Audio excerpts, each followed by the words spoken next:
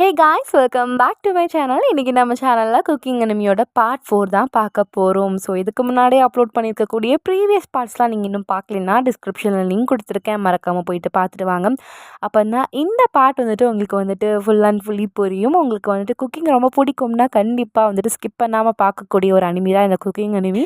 சரி வாங்க, time waste பண்ணாமல் வீடியோக்குள்ளே போயிடலாம்.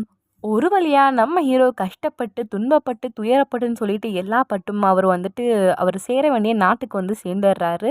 ஸோ அதுக்காண்டி எவ்வளோ கஷ்டப்பட்டார் அப்படிங்கிறத போன பாட்டிலே பார்த்தோம். ஸோ இப்போ அந்த நாட்டுக்குள்ளே நடந்து போய்கிட்டு இருக்கும் போதே 1000 யோசனைகள் தலைவர் மண்டையில் ஓடிக்கிட்டு இருக்கு.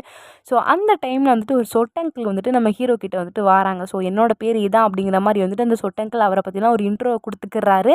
அது மட்டும் இல்லாமல் நீங்கள் தான் மொக்கோடவா அப்படிங்கிற மாதிரி நம்ம ஹீரோவை பார்த்து கேட்குறாங்க. ஆமாம் நான் தான் அப்படின்னு சொன்ன உடனே ரொம்ப நல்லதாக போச்சு, நான் உங்களை பார்க்கறதுக்காண்டி தான் ரொம்ப தூரத்துலேருந்து வந்திருக்கேன் அப்படிங்கிற மாதிரி அந்த சொட்டாங்கிள் ஒரு ப்ரீஃபான எக்ஸ்ப்ளனேஷன் கொடுக்காங்க. என்ன அப்படின்னா ஸோ இந்த சொட்டாங்கிள் ஒரு பெரிய கைக்கு கீழே வேலை பார்க்குற ஒரு வேலைக்காரனாக தான் இருப்பார். ஸோ அந்த பெரிய கை நம்ம ஹீரோவை பார்க்கணும்னு ஆசைப்பட்டிருக்காரு. ஏன்னா நம்ம ஹீரோவுக்கு இப்போ ஃபெமிலியராக ஃபெல் கிடச்சிருக்காங்கல்ல. ஸோ அதனால தான் ஃபெல்லுக்கு நம்ம நினைக்கிற மாதிரி இல்லாமல் எக்கச்சக்க பவர் உண்டு. ஸோ அது ஒரு ஹியூமன் கண்ட்ரோல் இப்போ இருக்குது அப்படின்னு தெரிஞ்சவனே அந்த ஹியூமன் எப்படியாவது நம்ம வளர்ச்சி போட்டு அப்படியே ஃபெல்லையும் நம்ம ஆட்டையை போட்டுடலாம் அப்படிங்கிற ஒரு நோக்கத்தோடு தான் இந்த சொட்டாங்கிள் வந்திருக்காப்புல.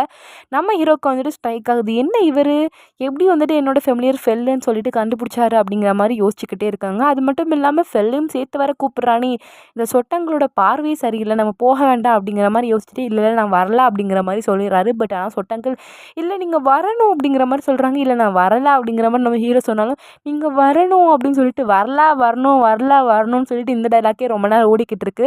இதெல்லாம் பார்த்துக்கிட்டு இருக்கிற நம்ம ஃபெல் வேகமாக வருது. லெஜெண்டரி அனிமலான ஃபென்னீர் தானே நீங்கள் அப்படிங்கிற மாதிரி நம்ம ஃபெல்லை பார்த்து ஒரு ரியாக்ஷன் கொடுக்க நம்ம ஃபெல்லுன்னு கத்தி போடுது. அதான் அவன் வரலன்னு சொல்கிறான்ல, அவனை போட்டு தொல்லை பண்ணிக்கிட்டே இருக்க, நீ எதுக்காக கூப்பிட்ற, என்ன எண்ணத்தோட கூப்பிட்றன்னு சொல்லிட்டு எல்லாமே எனக்கு தெரியும்டா சொட்டை அப்படிங்கிற மாதிரி சொல்லவும் சொட்டைக்கு லைட்டாக ஜர்க்கு வாங்கிடுது. அது மட்டும் இல்லாமல் என்ன சொல்கிறதுனே தெரியாமல் இல்லை நீங்கள் நினைக்கிற மாதிரிலாம் எதுவுமே கிடையாது, எங்களோட ஓனர் உங்களை பார்க்கணுன்னு ஆசைப்பட்டாங்க அப்படிங்கிற மாதிரி சொல்லுது. இதுக்கு முன்னாடி எத்தனை மனுஷங்க என்னை அடையணும்னு ஆசைப்பட்டிருக்காங்க தெரியுமா, என்னோட பவருக்காண்டி என்னெல்லாம் பண்ணுவாங்கன்னு எனக்கு நல்லாவே தெரியும், மரியாதை ஓடி போயிரு, இல்லைனா அவ்வளோதான் கடிச்சு கொதிடுவேன்னு சொன்னோன்னே சொட்டை எங்கள் துண்டை காணும் துணியை காணும்னு அங்கேருந்து ஓடி போயிடுறாப்புல.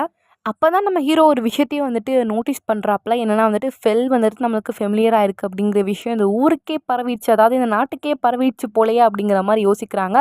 ஸோ அங்கே இருக்கிற டீம் மெம்பர்ஸ் எல்லாருமே ஆச்சரியமாக நம்ம ஃபெல்லியை தான் பார்க்குறாங்க. ஐயோ நீங்கள் ஒரு லெஜெண்டரி அனிமல் சொல்லிட்டு அப்பப்போ ப்ரூவ் பண்ணிகிட்டே இருக்கீங்க அப்படிங்கிற மாதிரி சொல்கிறாங்க. இருந்தாலும் அவங்க கூட்டிட்டு போய் அவங்களை கட்டி போட்டு அவங்களோட இஷ்டத்துக்கு அவங்களை யூஸ் பண்ண முடியுமா அப்படிங்கிற மாதிரி கேட்குறாங்க. சேச்சா அவெல்லாம் என் கால் தூசுக்கு கூட சமம் கிடையாது, என் கூட ஃபைட் பண்ணணும் அப்படின்னா ஃபெல் யோசிச்சுக்கிட்டு இருக்காங்க. ஸோ நீங்கள் டிராகன்ஸ் கூட தான் ஃபைட் பண்ணுவீங்க அப்படின்னு கேள்விப்பட்டோம், அது உண்மையானு சொல்லிட்டு அங்கே இருக்கிற டீம் மெம்பர்ஸ்லாம் கேட்குறாங்க அப்படின்னு கூட சொல்லலாம். நான் இது வரைக்கும் சண்டை போட்டதுலேயே என்னோட ஸ்ட்ராங்கான ஆப்போனண்ட்டை நான் ஃபீல் பண்ணது ஒன்றே தான், அது டிராகன் அப்படிங்கிற மாதிரி நம்ம ஃபெல் சொல்லவும் அங்கே இருக்கிற எல்லாருமே செம ஷாக் ஆகிடுறாங்க. ஸோ நீங்கள் டிராகன் கூட சண்டை போட்டிருக்கீங்க அப்படின்னு தானே கேட்கும்போது, ஆமாம் ஒரு கிட்டத்தட்ட 400 டிராகனுக்கு மேலே நான் சண்டை போட்டிருப்பேன் அப்படின்னு சொன்னோன்னே அவ்வளோதான். அவங்க எல்லாருமே அப்படியே வாயை பொழுதுட்டு நம்ம ஃபெல்லையே பார்த்துக்கிட்டு இருக்காங்க. நம்ம ஃபெல் அப்படியே எதையோ சாதிச்ச மாதிரி அப்படியே மூஞ்சில் ஒரு ஒளிவட்டம் தெரிகிறது. ஸோ டீம் மெம்பர்ஸ் எல்லாருமே கிளம்புறதுக்கான டைம் ஆனதுனால அவங்க ஒரு கான்ட்ராக்ட் மாதிரி தான் இங்கே போட்டு வந்திருப்பாங்க. ஸோ அந்த ஃபார்மை நம்ம ஹீரோ கிட்ட சைன் வாங்குறதுக்காண்டி கொடுக்குறாங்க. நம்ம ஹீரோக்கு அதில் போட்டிருக்கிற மொழி புரியாதுன்னு நினச்சா அவருக்கு எல்லாமே அப்படியே புரியுது. அதில் ஏதோ குண்டக்க மண்டக்கெல்லாம் எழுதியிருக்கு, பட் ஆனாலும் அவருக்கு புரியுது. ஸோ அது அவருக்கு கொஞ்சம் ஷாக்காக தான் இருக்குது. அது மட்டும் இல்லாமல் யோசிக்கிறாரு, மேபி நம்மளோட பவர்ஸ் இதுக்கு ஹெல்ப்ஃபுல்லாக இருக்கும் போல் அப்படிங்கிற மாதிரி சைன்லாம் போட்டு அவங்க எல்லாரையுமே அனுப்பி வச்சிடுறாங்க. அவங்க எல்லாரையுமே அங்கேருந்து அனுப்பி வச்ச உடனே மொதல் வழியாக நம்ம ஹீரோ பார்க்குறது என்னென்னா கீல்டு கார்டு அப்ளை பண்ணணும்டா அப்படிங்கிற மாதிரி அந்த கிராமத்துலேயே பொதுவாக இருக்கிற ஒரு இடத்துக்கு போகிறாங்க. அங்கே போகும்போதே எல்லாருமே நம்ம ஹீரோவையும் ஃபெல்லையும் ஆச்சரியமாக பார்க்குறாங்க. ஸோ ஃபஸ்ட்டே சொன்ன மாதிரி இவ்வளோ பெரிய ஜைஜாண்டிக் அனிமலை யாருமே ஃபேமிலியாக வச்சுருக்க மாட்டாங்க. அதுவும் இது ஒரு லெஜெண்டரியான அனிமல். ஸோ எல்லாருமே கண்டிப்பாக நம்ம ஹீரோவையும் ஃபெல்லையும் குறுன்னு வச்சு வாங்காமல் பார்த்துக்கிட்டு தான் இருக்காங்க. பட் நம்ம ஹீரோவும் ஃபெல்லும் அதெல்லாம் கண்டுக்கிறாமல் அப்படியே ஒரு கெத்தாக உள்ள நடந்து போகிறாங்க. அங்கே போனோடனே வந்துட்டு அங்கே எல்லாருமே வந்துட்டு விசாரிக்கிறாங்க. ஸோ எதுக்காக வந்திருக்கீங்க அந்த மாதிரி கேட்கும்போது எனக்கு வந்து கீல்டு கார்டு வந்து வேணும் அப்படிங்கிற மாதிரி சொல்கிறாங்க. ஸோ கீல்டு கார்ட்லேயே நிறைய டைப்ஸ் ஆஃப் கார்ட்ஸ்லாம் இருக்குது. ஸோ அதை பற்றிலாம் வந்துட்டு சொல்லிக்கிட்டு இருக்காங்க. நம்ம ஹீரோ வந்துட்டு எல்லாத்த பற்றியும் கேட்டு லாஸ்ட்டாக வந்துட்டு ஒரு கார்டை ஃபைனலைஸ் பண்ணி வாங்கிட்டும் போயிடுறாங்க. இவங்க வந்துட்டு ஒரு ரூம் எடுத்து தங்கியிருந்திருப்பாங்க. ஸோ அங்கே போனோடனே வந்துட்டு ஃபஸ்ட்டு வேலையை அவங்க வந்துட்டு பார்க்குறது என்னென்னா நம்ம ஃபில்லுக்கு சாப்பாடு பண்ணி போடுறது தான். ஸோ வந்துட்டு இன்னும் நைட் ஆகலை, பட் ஆனாலும் வந்துட்டு நம்ம இப்போவுமே டின்னர்லாம் பண்ணி கொடுத்துடலாம். ஏன்னா நம்ம வந்துட்டு ஒரு லார்ஜ் போர்ஷனாக சாப்பாடு பண்ணோம் அப்படிங்கிறதுனால வந்துட்டு இப்போவுமே சமைச்சிடலாம் அப்படிங்கிற மாதிரி பிளான்லாம் போட்டு சமைக்கலாம் ஆரம்பிக்கிறாங்க. ஸோ வந்துட்டு அவங்க வந்துட்டு அந்த பன்னிக்கறி கொஞ்சம் வச்சுருந்துருப்பாங்க. ஸோ அதெல்லாம் வந்துட்டு குட்டி குட்டியாக ஸ்லைஸ்லாம் பண்ணிவிட்டு நல்லா ஃப்ரை பண்ணி வந்துட்டு டிஃப்ரெண்ட் சாஸ்லாம் வந்துட்டு ஆர்டர் பண்ணியிருப்பாங்க. ஸோ அதெல்லாம் யூஸ் பண்ணுறாங்க. நம்ம ஹீரோவுக்கு வந்துட்டு திடீர்னு வந்துட்டு சாதம் சாப்பிட்றதுக்காண்டி ஆசை வந்துடும். ரைஸ் சாப்பிடணும் அப்படிங்கிற மாதிரி வந்துட்டு மைண்ட் செட் ஆயிரும். ஸோ அதை பற்றி யோசிக்கிறாங்க. சாதம் சமைக்கணும் அப்படின்னா வந்துட்டு கண்டிப்பாக இன்னொரு அடுப்பு தேவைப்படுமே, என்னடா பண்ணுறதுன்ட்டு யோசிக்கிறாங்க. சரி வந்துட்டு நம்ம வந்துட்டு இன்னொரு அடுப்பு ஆர்டர் போடலான்னு சொல்லிட்டு ஆன்லைன் க்ரோசரி ஷாப்பிங்குள்ளே போனதுக்கப்புறமா தான் நம்ம ஹீரோ வந்துட்டு ஒரு விஷயத்தை யோசிக்கிறாங்க. ஸோ இப்போ இந்த அடுப்பு நமக்கு தேவையா அப்படிங்கிற மாதிரி. ஏன்னா வந்துட்டு கொஞ்சம் அவர்கிட்ட வந்துட்டு காசு தட்டுப்படியாக இருக்கக்கூடிய டைம் அப்படிங்கிற மாதிரி தான் இருக்காரு. ஸோ அது மட்டும் இல்லாமல் வந்துட்டு சாதம் சாப்பிடணும், எப்படியாவது வந்துட்டு ரைஸ் குக் பண்ணி சாப்பிடணும் அப்படிங்கிற மாதிரி வந்துட்டு மைண்ட் வேறு மாறிடுச்சு. ஸோ 2 மனசாகவே இருக்கார். அதுக்கப்புறம் லாஸ்ட்டாக வந்துட்டு ஃபைனலாக நமக்கு சோறு தான் முக்கியம் சொல்லிட்டு அடுப்பெல்லாம் ஆர்டர் போட்டுடுறாங்க. உடனே அடுப்பும் வந்துடுது. ஸோ ஒரு அடுப்பில் வந்துட்டு ரைஸை குக் பண்ணுறாங்க, இன்னொரு அடுப்பில் வந்துட்டு கறியை வந்துட்டு பொரிச்சு வச்சுக்கிட்டு இருக்காங்க. நம்ம ஃபில்லுக்கு வந்துட்டு 2 போர்ஷனாக கொடுக்குறாங்க. 2 பிளேட் வச்சுட்டு அதில் ஒரு இதில் வந்துட்டு ஸ்டேக் சாஸும் இன்னொரு இதில் கார்லிக் சாஸும் வந்துட்டு ஊற்றி கொடுக்குறாங்க.